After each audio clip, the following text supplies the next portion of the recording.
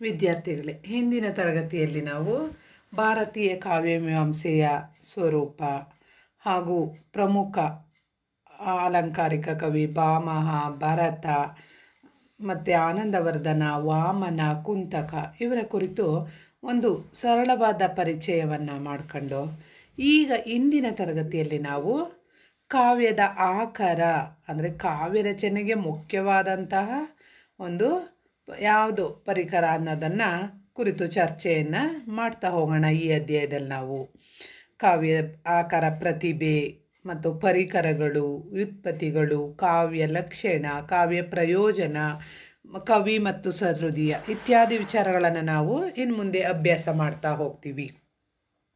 ಇಲ್ಲಿ ಕಾವ್ಯದ ಆಕಾರ ಪ್ರತಿಭೆ ಅಂದರೆ ಬುದ್ಧಿವಂತಿಕೆ, ಸೃಜನಶೀಲತೆ. ಅಂದರೆ ಕಾವ್ಯ ರಚನೆ ಮಾಡಲಿಕ್ಕೆ ಬೇಕಾದಂಥದ್ದು ಮುಖ್ಯವಾಗಿ ಅವನು ಪ್ರತಿಭಾವಂತನಾಗಿರಬೇಕು, ಅಂದರೆ ಬುದ್ಧಿವಂತನಾಗಿರಬೇಕು, ಹಾಗೂ ಅವನಲ್ಲಿ ಸೃಜನಶೀಲತೆ, ಸೃಷ್ಟಿ ಮಾಡ್ತಕ್ಕಂಥ ಶಕ್ತಿ ಇರಬೇಕು ಅನ್ನೋದನ್ನು ಇಲ್ಲಿ ನಾವು ಹೇಳ್ತಾ ಹೋಗ್ತೀವಿ. ಇಲ್ಲಿ ಕವಿ ಅಂದರೆ ಅವನು ಕಾವ್ಯಲೋಕದ ಬ್ರಹ್ಮ ಅಂದರೆ ಸೃಷ್ಟಿಕರ್ತ.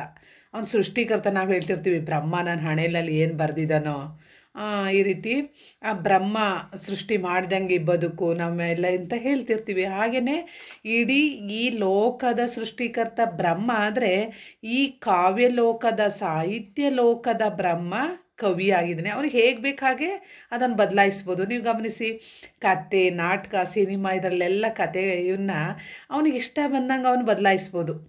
ಬೇಕು ಅಂದ್ರೆ ಯಾವ ಥರ ಎಂಡಿಂಗ್ ನಾವು ಅಂತಿರ್ತೀವಿ, ಈ ಥರ ಎಂಡಿಂಗ್ ಕೊಡಬಾರ್ದಿತ್ತು, ಈ ಥರ ಹೀರೋಯಿನ್ ಬದುಕ್ಬೋದಿತ್ತು, ಹೀಗೆ ಮಾಡ್ಬೋದಿತ್ತು ಅಂತ ಹೇಳ್ತೀವಿ. ಅದರಲ್ಲಿ ಅವನಿಗೆ ಪೂರ್ಣವಾದ ಸ್ವತಂತ್ರ ಇರುತ್ತೆ ಅವರನ್ನು ಇದು ಮಾಡ್ತಕ್ಕಂಥ. ಹಾಗೆ ಕವಿ ಅಂದರೆ ಅವನು ಕಾವ್ಯಲೋಕದ ಬ್ರಹ್ಮನಾಗಿದ್ದಾನೆ. ಈ ಲೋಕದ ಆಗು ಹೋಗು, ಚಲನವಲನಗಳನ್ನೆಲ್ಲ ಅವನು ಸೂಕ್ಷ್ಮವಾಗಿ ಅರ್ಥ ಮಾಡ್ಕೊಂಡು ಅದಕ್ಕೆ ತನ್ನ ಮನಸ್ಸಿನಲ್ಲಿ, ಅಂತರಂಗದಲ್ಲಿ ಕಾವು ಕೊಟ್ಟು ಆ ಕಾವ್ಯವೆಂಬ ರಸವಸ್ತುವನ್ನು ರೂಪಿಸಿ ಅವನು ಲೋಕಕ್ಕೆ ನೀಡ್ತಾನೆ. ಅಂದರೆ ಎಲ್ಲೋ ಅನೇಕ ಘಟನೆಗಳನ್ನು ಅವನು ನೋಡ್ತಾನೆ. ಅನೇಕ ಈ ಹೊರಗಿನ ಪ್ರಪಂಚ ಓಡಾಡಬೇಕಾದ್ರೆ, ಕೆಲಸ ಮಾಡಬೇಕಾದ್ರೆ ಅನೇಕ ನೋಡಿ ಅವನ ಮನಸ್ಸಿನಲ್ಲೇ ಅದರ ಬಗ್ಗೆ ಚಿಂತನ ಮಂಥನವನ್ನು ನಡೆಸಿ ಆ ನಂತರ ಅದಕ್ಕೊಂದು ಕಾವ್ಯದ ರೂಪವನ್ನು ಕೊಡ್ತಾನೆ. ಈ ಕೈಂಕರ್ಯವನ್ನು, ಈ ಕೆಲಸವನ್ನು ಲೋಕಸಾಮಾನ್ಯರೆಲ್ಲರೂ ನಿರ್ವಹಿಸಲಿಕ್ಕೆ ಸಾಧ್ಯ ಇಲ್ಲ. ಎಲ್ಲರೂ ಕವಿಗಳಾಗ್ಲಿಕ್ಕೆ ಸಾಧ್ಯ ಇಲ್ಲ. ಎಲ್ಲರೂ ಕುವೆಂಪು, ಬೇಂದ್ರೆ, ಕಾರಂತ, ರವೀಂದ್ರನಾಥ್ ಟಾಗೋರ್ ಆಗ್ಲಿಕ್ಕೆ ಸಾಧ್ಯ ಇಲ್ಲ. ಇದು ಕೆಲವರಿಗೆ ವಿಶೇಷವಾಗಿ ದೈವದತ್ತವಾಗಿ ಬಂದಂಥ ವರ ಆಗಿದೆ. ಹೀಗೆ ಕವಿ ಮಾತ್ರನೇ ಇದನ್ನು ನಿಭಾಯಿಸ್ತಾನೆ. ಅಂದರೆ ಅವನಲ್ಲಂಥ ವಿಶೇಷ ಶಕ್ತಿ ಯಾವುದು ಎಂಬ ಪ್ರಶ್ನೆ ನಮ್ಮಲ್ಲಿ ಸಹಜವಾಗಿ ಹುಟ್ಟುತ್ತೆ. ಅದಕ್ಕೆ ಉತ್ತರವಾಗಿ ಭಾರತೀಯ ಕಾವ್ಯ ಮೀಮಾಂಸಕರು ಪ್ರತಿಭೆ ಅನ್ನೋ ಒಂದು ವಿಶಿಷ್ಟ ಪ್ರಜ್ಞೆ ಕವಿಯಲ್ಲಿ ಕ್ರಿಯಾಶೀಲವಾಗಿರುತ್ತೆ, ಅದೇ ಕಾವ್ಯದ ಮೂಲಾಧಾರ ಅಂತ ನಿರ್ಧರಿಸಿದ್ದಾರೆ. ಅದನ್ನೇ ಕಾವ್ಯದ ಆಕಾರ ಅಂದರೆ ಅದಕ್ಕೆ ಮುಖ್ಯವಾದ ಕಾರಣ, ಸಪೋರ್ಟರ್ ಯಾವುದೋ ಅಂತ ಹೇಳಿ ಅದನ್ನು ಕರೀತಾರೆ. ಈಗ ನಿಮ್ಗೆ ಅರ್ಥ ಆಯ್ತಲ್ವಾ? ಅಂದರೆ ಈ ಕವಿ ವಿಶಿಷ್ಟವಾದಂಥ ಸಾಧನೆ ಮಾಡಲಿಕ್ಕೆ ಕಾರಣವಾದಂಥ ಅಂಶ ಯಾವುದು ಅಂತ ಹೇಳಿದರೆ ಅದಕ್ಕೆ ಪ್ರತಿಭೆ, ಅವನಲ್ಲಿರ್ತಕ್ಕಂಥ ವಿಶಿಷ್ಟವಾದಂತಹ ಗುಣ ಆ ಪ್ರತಿಭೆ ಆಗಿದೆ ಅನ್ನೋದನ್ನು ಇಲ್ಲಿ ಹೇಳ್ತಾರೆ. ಈ ಪ್ರತಿಭೆಯನ್ನು ಉಜ್ವಲಗೊಳಿಸ್ತಕ್ಕಂಥ ಈ ಪ್ರತಿಭೆ ಮುಂದಕ್ಕೆ ಬರಬೇಕು ಅಂದರೆ ಅನೇಕ ಸಾಧನಗಳು ಬೇಕು. ಅವನ್ನು ಕವಿತೆಯ ಪರಿಕರಗಳು ಅಂತ ಹೇಳಿ ನಿರ್ದೇಶನವನ್ನು ಕೊಡ್ತಾರೆ. ಆ ಪರಿಕರಗಳು ಯಾವ್ಯಾವುದು ಅಂದರೆ ವ್ಯುತ್ಪತ್ತಿ, ಅದನ್ನು ಉತ್ಪಾದನೆಯನ್ನು ಮಾಡ್ತಕ್ಕಂಥದ್ದು, ಅಂದರೆ ಅದನ್ನು ಸಾಧನೆಗೆ ತರ್ತಕ್ಕಂಥದ್ದು. ಅಭ್ಯಾಸ, ಒಂದೇ ಸಲ ಯಾರಿಗೂ ಬರಲ್ಲ. ಅನೇಕ ಕವಿಗಳು ನೀವು ಗಮನಿಸ್ತಾ ಇರ್ತೀರ ಸಿನಿಮಾ ಕಥೆಗಳಲ್ಲೆಲ್ಲ. ಒಂದು ಏನಾದರೂ ಬರಿಬೇಕು ಅಂದರೆ ಸಾವಿರ ಪೇಪರ್ಗಳನ್ನು ಬರೆಯೋದು, ಉಂಡೆ ಕಟ್ಟಿ ಎಸೆಯೋದು, ಆ ನಂತರ ಮತ್ತೆ ಬರೆಯೋದು. ಅಂದರೆ ಅಭ್ಯಾಸ ಮಾಡ್ತಾ ಇರಬೇಕು. ಈ ಓದು ಬರಹ ಯಾವುದೇ ಕೆಲಸಗಳು ಪರ್ಫೆಕ್ಟ್ ಆಗಬೇಕು ಅಂದರೆ ಆ ವರ್ಕ್ ಮಾಡಿ ಪುನರಾವರ್ತನೆ ಅಭ್ಯಾಸಗಳಿಂದ ನೀವು ಹೇಗೆ ಪರಿಪೂರ್ಣರಾಗ್ತೀರೋ ಹಾಗೆ ಕವಿಗಳು ಕೂಡ ಅಭ್ಯಾಸದ ಮೂಲಕ ಅವರು ಆ ಪರಿಣಿತಿಯನ್ನು ಸಾಧಿಸಲಿಕ್ಕೆ ಸಾಧ್ಯ ಅನ್ನೋದನ್ನು ಇಲ್ಲಿ ಹೇಳ್ತಾರೆ. ಈ ಲೋಕದಲ್ಲಿ ಗೋಚರ ಇರತಕ್ಕಂಥ ವಸ್ತುಗಳ ವ್ಯಾವಹಾರಿಕ ಸ್ವರೂಪವನ್ನು ಬಿಟ್ಟು ಅವುಗಳಲ್ಲಿ ಲೋಕೋತ್ತರವಾದ ಅರ್ಥಗಳನ್ನು ಕಾಣ್ತಕ್ಕಂಥ ಹಾಗೂ ಕಟ್ತಕ್ಕಂಥ ಸಾಮರ್ಥ್ಯಕ್ಕೆ ಪ್ರತಿಭೆ ಎಂಬ ಹೆಸರನ್ನು ಕೊಡ್ಬೋದು. ಅಂದರೆ ಈಗ ಇದ್ದಿದ್ದಂಗೆ ನಿಮಗೆ ಹೇಳಿದೆ ಭಾಮಹನ ಕಥೆಯಲ್ಲಿ ಏನಂತ, ಸೂರ್ಯ ಮುಳುಗ್ದ, ಚಂದ್ರ ಬಂದ, ಹಕ್ಕಿಗಳು ಬಂದೋ, ಗೂಡಿಗೆ ಹೋದೋ, ದನಗಳು ಹೀಗೆ ಬಂದೋ, ಊಟ ಆಯಿತು, ಹೀಗೆ ಹೇಳಿದರೆ ಅದು ವಾರ್ತೆ.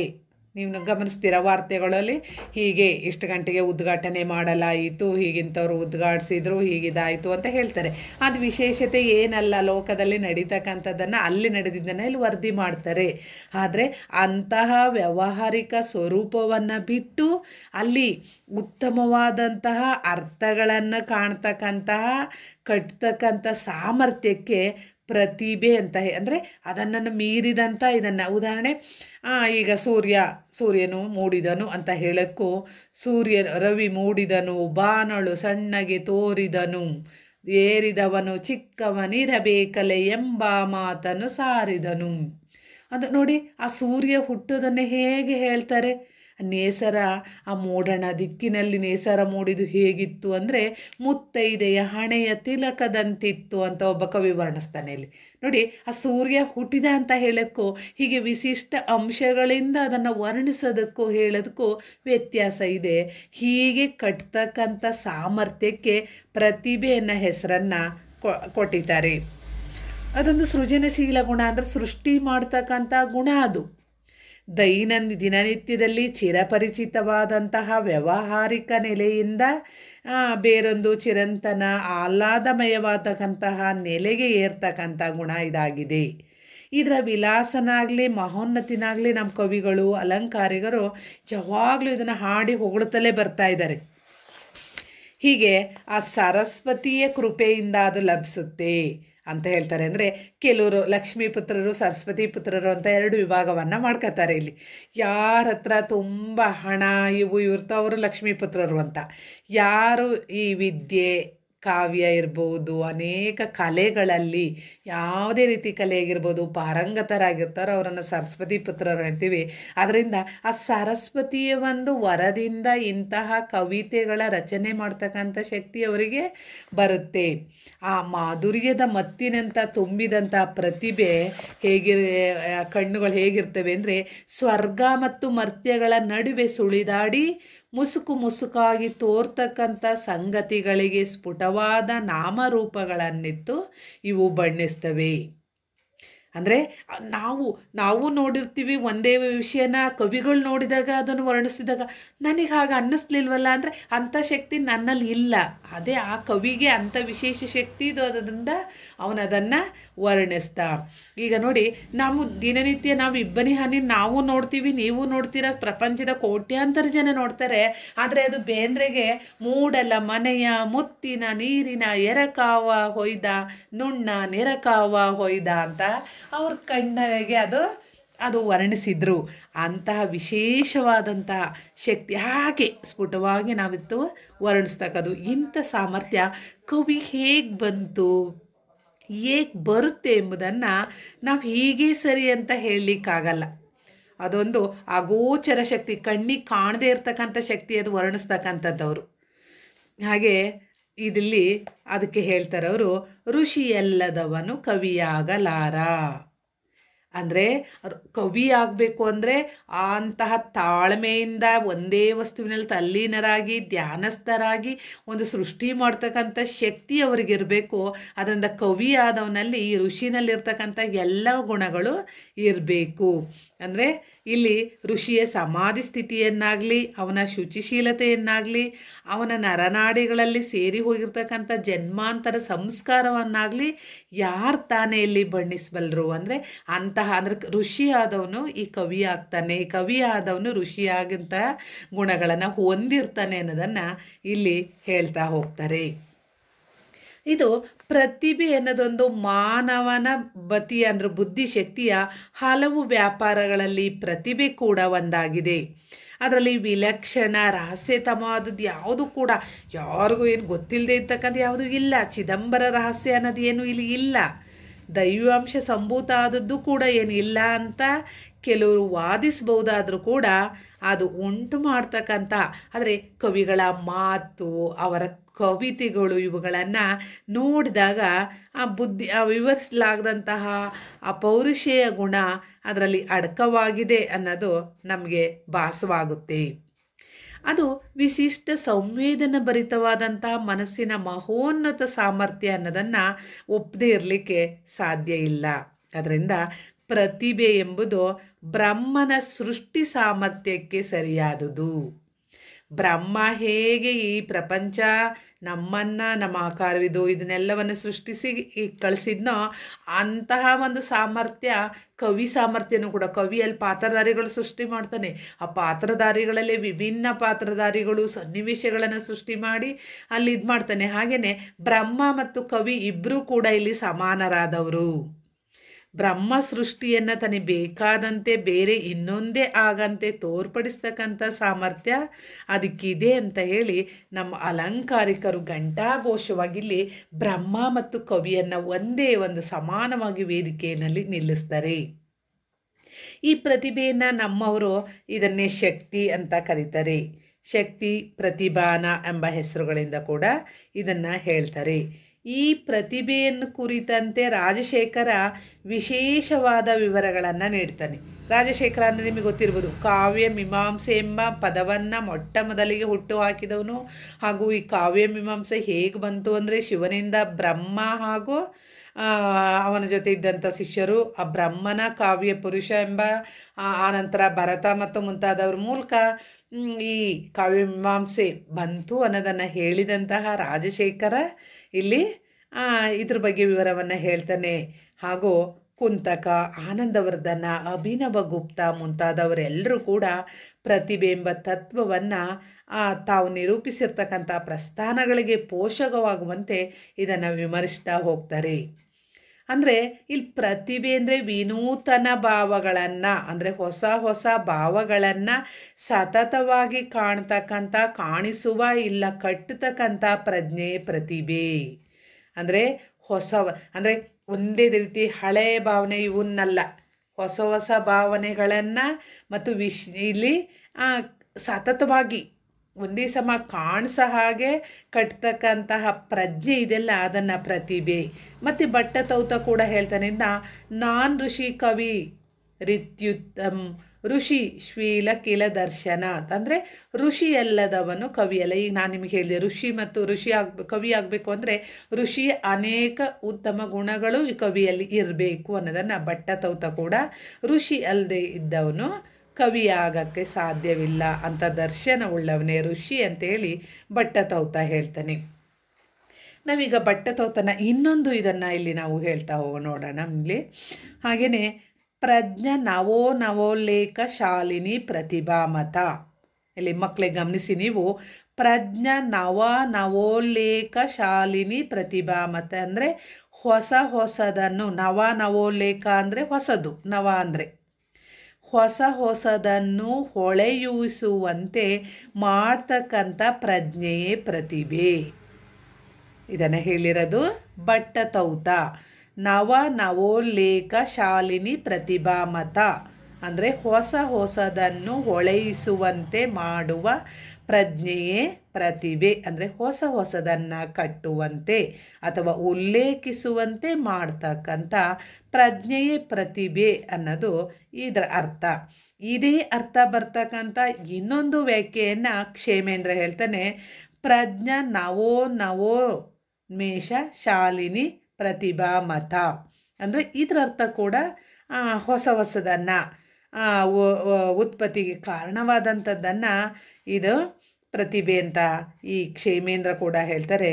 ಒಟ್ಟಾರೆ ಇವೆರಡೂ ಉಕ್ತಿಗಳ ಅರ್ಥ ಹೊಸದನ್ನು ನಿರಂತರವೂ ಕಾಣ್ತಕ್ಕಂಥ, ಕಂಡದ್ದನ್ನು ಭಾಷೆಯ ಮಾಧ್ಯಮದಿಂದ ಪ್ರಕಟಿಸ್ತಕ್ಕಂಥ ಪ್ರಜ್ಞೆಯೇ ಪ್ರತಿಭೆ. ಅಂದರೆ ಹೊಸ ಭಾವಗಳನ್ನು ಸತತವಾಗಿ ಕಾಣುವ ಕಟ್ಟುವ ಪ್ರಜ್ಞೆಯೇ ಪ್ರತಿಭೆ ಅಂತ ಹೇಳ್ತಾರೆ. ನಿಮಗೀಗ ಇಲ್ಲಿ ಭಟ್ಟತೌತ ಮತ್ತು ಕ್ಷೇಮೇಂದ್ರ ಇಬ್ಬರ ವ್ಯಾಖ್ಯಾನಗಳು ಅರ್ಥ ಆಯಿತು. ಮುಂದೆ ಬಂದರೆ ತದನು ಪ್ರಾಣಾನು ಜೀವದ್ವರ್ಣನ ನಿಪುಣ ಕವಿ ತಸ್ಯ ಕರ್ಮಸ್ಯತ್ವಂ ಕಾವ್ಯಂ. ಇದು ಕೂಡ ಭಟ್ಟತೌತನ ಒಂದು ವ್ಯಾಖ್ಯಾನವಾಗಿದೆ. ಇಲ್ಲೂ ಕೂಡ ಅವನು ತದನು ಪ್ರಾಣಾನ ಜೀವದ್ವರ್ಣನ ನಿಪುಣ ಕವಿ ಅಂದರೆ ಹೊಸದಾಗಿ ಸ್ಫುರಿಸುವ ಪ್ರಜ್ಞೆಯಾದ ಈ ಪ್ರತಿಭೆಯ ಉಸಿರಿನಿಂದಾಗುವ ಜೀವಂತ ವರ್ಣನೆಯಲ್ಲಿ ನಿಪುಣನಾದವನು ಕವಿ. ಅವನ ಕರ್ಮವೇ ಕಾವ್ಯ ಅಂತ ಹೇಳ್ತಾನೆ. ಅಂದರೆ ಹೊಸದನ್ನು ಸ್ಫುರಿಸ್ತಕ್ಕಂತಹ ಒಂದು ಪ್ರಜ್ಞೆಯಿಂದ ಈ ಪ್ರತಿಭೆಯ ಉಸಿರಿನಿಂದ ವರ್ಣನೆಯಲ್ಲಿ ಯಾರು ನಿಪುಣ ಆಗಿರ್ತಾನೋ ಅವನೇ ಕವಿ. ಅವನ ಕೆಲಸ ಏನು ಅಂದರೆ ಕಾವ್ಯ ರಚನೆ ಮಾಡೋದೇ ಅವನ ಕೆಲಸ. ಹೀಗೆ ಕವಿ ಸೃಷ್ಟಿಯೆಲ್ಲ ಪ್ರತಿಭೆ ಎಂಬ ಒಂದೇ ಶಬ್ದದಲ್ಲಿ ಅಡಕ ಆಗಿದೆ. ಕವಿ ತಾನು ಪಡೆದ ಅನುಭವವನ್ನು ಚಮತ್ಕಾರ ಹೃದಯಂಗಮ ಆದ ಶಬ್ದಾರ್ಥಗಳ ಮೂಲಕ ಅಭಿವ್ಯಕ್ತಿಸ್ತಕ್ಕಂಥ ಸಾಮರ್ಥ್ಯನೇ ಪ್ರತಿಭೆ. ಅಂದರೆ ಅವನಿಗೆ ಸಾವಿರಾರು ಮಾಧ್ಯಮದ ಮೂಲಕ ಅವನಿಗೆ ಅನುಭವ ಆಗುತ್ತೆ. ಅವನ್ನೆಲ್ಲವನ್ನು ಕೂಡ ಬೇರೆಯವರ ಮನಸ್ಸಿಗೆ ಆಕರ್ಷಿತ ಆಗಂತೆ ಮತ್ತು ಮನರಂಜನೆಯನ್ನು ಕೊಡಲಿಂತೆ ಹೃದಯಂಗಮ ಆಗ್ತಕ್ಕಂಥ ಶಬ್ದಗಳ ಮೂಲಕ ಅಭಿವ್ಯಕ್ತಿಸ್ತಕ್ಕಂಥ ಸಾಮರ್ಥ್ಯವನ್ನು ಅಲ್ಲಿ ಪ್ರತಿಭೆ ಅಂತ ಹೇಳ್ತಾರೆ. ಇಲ್ಲಿ ಇಂದ್ರಿಯ ಗ್ರಹಿಕೆಗಳ ಭಾವವನ್ನು ಉದ್ದೀಪಿಸ್ತಕ್ಕಂಥ ಯಾವುದೇ ಪದ ಇಲ್ಲಿ ಪ್ರತಿಮೆ ಅಂತ ಹೇಳಿ ಮುಂದೆ ರುದ್ರಟ ಈ ಪ್ರತಿಭೆಯನ್ನು ಕುರಿತು ಹೇಳ್ತಾನೆ. ಮನಸಿ ಸದಾ ಸುಸುಮಾದಿನಿ ವಿಸ್ಫೂರ್ಣ ಮನೆ ಕದಾ ಬಿದ್ದೇಯಸ್ಯ ಅಕ್ಲಿಷ್ಟಾನಿ ಪ್ರಧಾನಿ ಚ ವಿಭಾಂತಿ ಯಸ್ಯಾಮಸೌ ಶಕ್ತಿ ಅಂತ ಹೇಳಿ ರುದ್ರಟ ತನ್ನ ಕಾವ್ಯಲಂಕಾರದಲ್ಲಿ ಪ್ರತಿಭೆಯನ್ನು ಅವನು ಶಕ್ತಿ ಅಂತ ಹೇಳ್ತಾನೆ. ಅಂದರೆ ಪ್ರತಿಭೆ ಎಂಬ ಶಬ್ದಕ್ಕೆ ಹೊಳಹು ಅನ್ನೋದು ಅದರ ಅಕ್ಷರಾರ್ಥ, ಅದರ ನಿಘಂಟಿನಲ್ಲಿರ್ತದೆ. ಪ್ರತಿಭೆ ಅಂದರೆ ಹೊಳಹು. ಇವನು ಶಕ್ತಿ ಅಂತ ಹೇಳ್ತಾನೆ. ಅಂದರೆ ಸಮಾಹಿತವಾದ ಮನಸ್ಸಿನಲ್ಲಿ ಅನೇಕ ಪ್ರಕಾರವಾಗಿ ಅರ್ಥ ಅದನ್ನು ತಿಳಿಸಲು ಕ್ಲಿಷ್ಟ ಅಲ್ಲದ ಕಷ್ಟ ಅಲ್ಲದೇ ಇರ್ತಕ್ಕಂಥ ಪದಗಳು ಯಾವುದರಿಂದ ಹೊಳಿತವೋ ಅದೇ ಶಕ್ತಿ, ಅದನ್ನೇ ಪ್ರತಿಭೆ ಅಂತ ಕರೀತಾರೆ. ಅಂದರೆ ಒಂದು ಸಮಾಹಿತವಾದ ಮನಸ್ಸಿನಲ್ಲಿ ಅನೇಕ ರೀತಿಯಲ್ಲಿ ಅರ್ಥವನ್ನು ತಿಳಿಸ್ತಕ್ಕಂಥ ಕ್ಲಿಷ್ಟ ಅಲ್ಲದಂಥ ಪದಗಳು ಯಾವುದರಿಂದ ಹೊಳಿತವೋ ಅದನ್ನೇ ಶಕ್ತಿ ಅಂತ, ಇದನ್ನೇ ಪ್ರತಿಭೆ ಅಂತ ಕೂಡ ಕರೀತಾರೆ. ಇಲ್ಲಿ ಸಮಾಹಿತವಾದ ಮನಸ್ಸು ಅಂದರೆ ಕಾವ್ಯಾನುಭವದಲ್ಲಿ ನಿಶ್ಚಲವಾಗಿ ನಿಂತಹ ಮನಸ್ಸು. ಅಂತಹ ಮನಸ್ಸಿನಲ್ಲಿ ವಿವಿಧ ಅರ್ಥಗಳು ಹೊಳಿತಕ್ಕಂತಹ ಕ್ರಿಯೆ. ಇಲ್ಲಿ ಮೊದಲನೆಯದು ಹಾಗೆ ಹೊಳೆದ ಅರ್ಥಗಳನ್ನು ಸಾರ್ಥಕವಾದ ಶಬ್ದಗಳಲ್ಲಿ ಕಟ್ತಕ್ಕಂಥ ಕ್ರಿಯೆ. ಎರಡನೆಯದು ಈ ಎರಡೂ ಪ್ರತಿಭೆಯ ಕಾರ್ಯಗಳೇ ಆಗಿದೆ. ಅಂದರೆ ನೀವಿಲ್ಲಿ ಪರೀಕ್ಷೆಯಲ್ಲಿ ಉತ್ತರ ಬರೀಬೇಕಾದರೂ ಕೂಡ ಈ ಅವರ ವ್ಯಾಖ್ಯೆಗಳನ್ನು ಕೊಟ್ಟು ಅದ್ರ ವಿವರಣೆಯನ್ನು ಕೊಡಬೇಕಾಗುತ್ತೆ. ಪ್ರತಿಭೆಯನ್ನು ಕುರಿತು ಮನಸಿ ಸದಾ ಸುಸುಮಾದಿನಿ ವಿಸ್ಫೂರ್ಣ ಮನೆ ಕಾದೇಯಸ್ಯ ಅಕ್ಲಿಷ್ಟಾನಿ ಪದಾನಿ ಚ ವಿಭಾಂತಿ ಯಸ್ಯಾಮಸೌ ಶಕ್ತಿ ಪ್ರತಿಭೇತ್ಯ ಪರೇರುದಿತ. ಅಂದರೆ ಸಮಾಹಿತವಾದ ಅಂದರೆ ನಿಶ್ಚಲವಾದ ಕಾವ್ಯಾನುಭವದಲ್ಲಿ ನಿಶ್ಚಲವಾಗಿ ನಿಂತಹ ಮನಸ್ಸಿನಲ್ಲಿ ಅನೇಕ ಪ್ರಕಾರವಾಗಿ ಅರ್ಥವನ್ನು ತಿಳಿಸಲಿಕ್ಕೆ ಸುಲಭವಾಗಿರ್ತಕ್ಕಂಥ ಸರಳವಾಗಿರ್ತಕ್ಕಂತಹ ಪದಗಳು ಯಾವುದರಿಂದ ಹೊಳಿತವೋ ಅದನ್ನೇ ಶಕ್ತಿ ಅಂತ ರುದ್ರಟ ಹೇಳ್ತಾರೆ. ಅದನ್ನೇ ಪ್ರತಿಭೆ ಅಂತ ಕರೀತಾರೆ ಅಂತ ಅವನು ಹೇಳ್ತಾನೆ. ಇದು ರುದ್ರಟನ ವ್ಯಾಖ್ಯೆ. ಮಕ್ಕಳೇ, ನಿಮಗೆ ಈಗ ಭಟ್ಟತೌತನ ವ್ಯಾಖ್ಯೆ ಗೊತ್ತಾಯಿತು. ರುದ್ರಟ ಕ್ಷೇಮೇಂದ್ರರು ಈ ಪ್ರತಿಭೆ ಬಗ್ಗೆ ಏನು ಹೇಳಿದ್ದಾರೆ ಅಂತ ಗೊತ್ತಾಯಿತು. ನೀವು ಪ್ರತಿಭೆ ಅಂದ ತಕ್ಷಣ ಇದೊಂದು ಶಕ್ತಿ ವಿಶಿಷ್ಟವಾದ ಕಾವ್ಯ ರಚನೆಯನ್ನು ಮಾಡಲಿಕ್ಕೆ ಮುಖ್ಯವಾದಂಥ ಅಂಶ ಅನ್ನೋದನ್ನು ಹೇಳಿ ಪ್ರಜ್ಞಾ ನವೋನ್ಮೇಷ ಶಾಲಿನಿ ಪ್ರತಿಭಾಮತ, ಪ್ರಜ್ಞಾ ನವೋನ್ಮೇಷ ಶಾಲಿನಿ ಪ್ರತಿಭಾಮತ ಹಾಗೂ ಮತ್ತು ಭಟ್ಟತೌತಂದಿದೊಂದು ತದನು ಪ್ರಾಣ ಜೀವದ್ವರ್ಣನ ನಿಪುಣ ಕವಿ ತಸ್ಯ ಕರ್ಮಸ್ಮೃತಂ ಕಾವ್ಯಂ. ಇವುಗಳನ್ನು ವಿವರಿಸಿ ನೀವು ಬರೀತಾ ಹೋಗಬೇಕಾಗುತ್ತೆ. ಮುಂದೆ ಬಂದರೆ ಅಭಿನವ ಗುಪ್ತ ಇದನ್ನು ಕುರಿತು ಏನು ಹೇಳ್ತಾನೆ ಅಂತ ನೋಡೋಣ ನಾವಿಲ್ಲಿ. ಪ್ರತಿಭಾ ಅಪೂರ್ವ ವಸ್ತು ನಿರ್ಮಾಣ ಕ್ಷಮಾ ಪ್ರಜ್ಞಾ ತಸ್ಯ ವಿಶೇಷೋ ರಸಾವೇಶ ವೈಶದ್ಯ ಸೌಂದರ್ಯ ಕಾವ್ಯ ನಿರ್ಮಾಣ ಕ್ಷಮತ್ವಂ. ಇದು ಅಭಿನವಗುಪ್ತ ಹೇಳಿದಂಥ ಇದು. ಇಲ್ಲಿ ನೋಡಿ, ಪ್ರತಿಭಾ ಅಪೂರ್ವ ವಸ್ತು ಅಂದರೆ ಅಪೂರ್ವವಾದಂಥ ವಿಶೇಷವಾದಂತಹ ವಸ್ತುಗಳನ್ನು ನಿರ್ಮಾಣ ಮಾಡ್ತಕ್ಕಂಥ ಸಾಮರ್ಥ್ಯನೇ ಪ್ರತಿಭೆ. ಇಲ್ಲಿ ಸಾಮಾನ್ಯ ವಸ್ತುಗಳ ನಿರ್ಮಾಣ, ಸಾಮಾನ್ಯ ವಸ್ತುವನ್ನು ಎಲ್ಲ ಜನಸಾಮಾನ್ಯರು ಎಲ್ಲರೂ ಮಾಡ್ತಾರೆ. ಆದರೆ ಅದಕ್ಕೆ ವಿಶೇಷವಾಗಿರ್ತಕ್ಕಂತಹ ಅಪರೂಪವಾದಂತಹ ವಸ್ತುಗಳನ್ನು ನಿರ್ಮಾಣ ಮಾಡ್ತಕ್ಕಂಥ ಸಾಮರ್ಥ್ಯನೇ ಪ್ರತಿಭೆ. ಅದೇ ರಸಾವೇಶಭರಿತವಾದಂಥ ಕಾವ್ಯ ನಿರ್ಮಾಣ ಸಾಮರ್ಥ್ಯ. ಅದು ವರ್ಣನೀಯವಾಗಿ ಮತ್ತು ವಸ್ತು ವಿಷಯ ನೂತನ ಲೇಖಶಾಲಿತ್ವಾಗಿಯೂ ಕೂಡ ಆಗಿರುತ್ತೆ. ಅಂದರೆ ವರ್ಣಿಸಬೇಕಾದಂಥ ವಸ್ತು ವಿಷಯಗಳನ್ನು ನೂತನವಾಗಿ ಉಲ್ಲೇಖಿಸ್ತಕ್ಕಂಥ ಸಾಮರ್ಥ್ಯ. ನಾವು ಈಗ ಉದಾಹರಣೆ ನಾನು ನಿಮಗೆ ಹೇಳಿದೆ, ಸೂರ್ಯ ಚಂದ್ರ ಇವ್ರನ್ನೆಲ್ಲ ವರ್ಣಿಸ್ಬೇಕಾದ್ರೆ ಅಲ್ಲಿ ಅನೇಕ ಅವರನ್ನು ಹೊಸದಾಗಿ ಉಲ್ಲೇಖಿಸಬೇಕು. ನೋಡಿ, ಆ ಸೂರ್ಯನ ಬಗ್ಗೆ ಸಾವಿರಾರು ಜನ ವರ್ಣಿಸ್ತಾರೆ. ಆ ಸಾವಿರಾರು ಜನಕ್ಕೂ ಕೂಡ ಅದು ವರ್ಣನೆ ಎಷ್ಟು ವರ್ಣಿಸಿದರೂ ಕೂಡ ಅದು ಸಾಕಾಗಲ್ಲ. ಹಾಗೆಯೇ ಇಲ್ಲಿ ವರ್ಣಿಸಬೇಕಾದ್ರೆ ಆ ಹೊಸ ಹೊಸ ಭಾವಗಳನ್ನು, ಅಭಿಪ್ರಾಯಗಳನ್ನು ಆ ರಸಾವೇಶಯುಕ್ತವಾಗಿರ್ತಕ್ಕಂಥ ಬಗೆಯಲ್ಲಿ ಮನದಲ್ಲಿ ಮೂಡಿಸಿ ಕಾವ್ಯಾತ್ಮಕವಾಗಿ ಸೌಂದರ್ಯವಾಗಿ ಅಭಿವ್ಯಕ್ತಿಗೊಳಿಸ್ತಕ್ಕಂಥ ಶಕ್ತಿನೇ ಪ್ರತಿಭೆ ಅಂತ ಹೇಳ್ತಾರೆ. ಉದಾಹರಣೆ, ರೈತ ನಮ್ಮ ಕಣ್ಮುಂದೆ ನಾವು ಪ್ರತಿನಿತ್ಯ ಹೊಲ ಉಳ್ತಕ್ಕಂಥದ್ದು ನೋಡ್ತೀವಿ. ಆದರೆ ಕುವೆಂಪು ರೈತ ಯೋಗಿ ನೇಗಿಲ ಯೋಗಿ ಎಂಬ ಪದ್ಯದಲ್ಲಿ ಅದನ್ನು ಉಳುವ ಯೋಗಿಯ ನೋಡಲ್ಲಿ, ಅಲ್ಲಿ ಯೋಗಿಯಾಗಿ ಕವಿ ಅವನಿಗೆ ರೈತ ಕಾಣ್ತಾ ಇದ್ದಾನೆ.